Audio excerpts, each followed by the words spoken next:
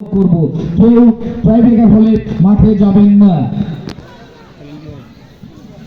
এবারে দুই দলের কর্মকর্তারা হাইপার টেনশনের মধ্যে কিন্তু ভুগছেন।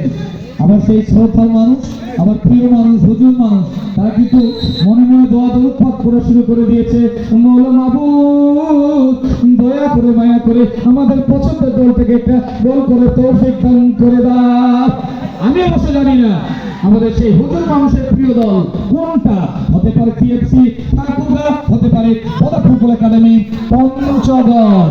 দেখা যাক কি হয়। মারুফ মারুফের প্যানেল মারুফ রেখেছে নিজের নিয়ন্ত্রণে, সজল তিন ম্যাচের পর থেকে মারুফ হাত থেকে বল পেয়ে গেছে প্রণব, প্রণব দিনে করেছে প্রণব, প্রণব লম্বা করে সুইং করে উদ্দেশ্য কিন্তু জনি জনি জনি তার পায় বল লেফট পজিশনে পাল্টা করে চলে করার চেষ্টা জনি।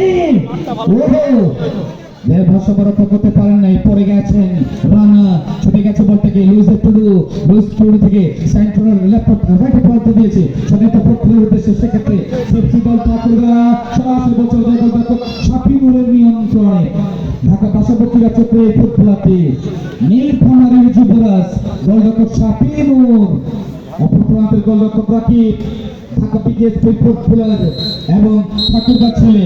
বলতে বলতে খেলার সমাপ্তির বাঁশি বাজালেন প্রধান ম্যাচ রেফারি বেলাল। খেলার ফলাফল বন্ধুরা, Thakurgaon CFC 1, বদা football academy Panchagarh 1।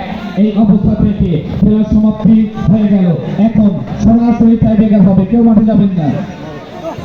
অনুরোধ আছে বন্ধুদের মাঠে যাবেন না কর্মকর্তা ছাড়া। এই আসাদ ভাই কর্মকর্তা ছাড়া কেউ যাবে না, ঠিক আছে? এই কর্মকর্তা ঠিক আছে, যাক চলে আসেন, আর কেউ যাবেন না, কর্মকর্তা ছাড়া আমরা কেউ যাবো না মাঠের ভিতরে। অসংখ্য ধন্যবাদ আমাদের ধর্মীয়হাট ফুটবল ক্লাবের সকল স্বেচ্ছাসেবকদেরকে।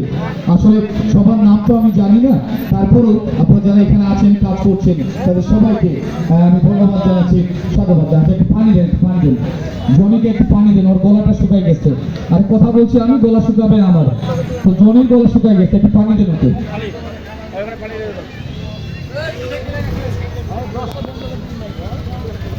এখন সরাসরি ট্রাইব্রেকার উপভোগ করবো আমরা।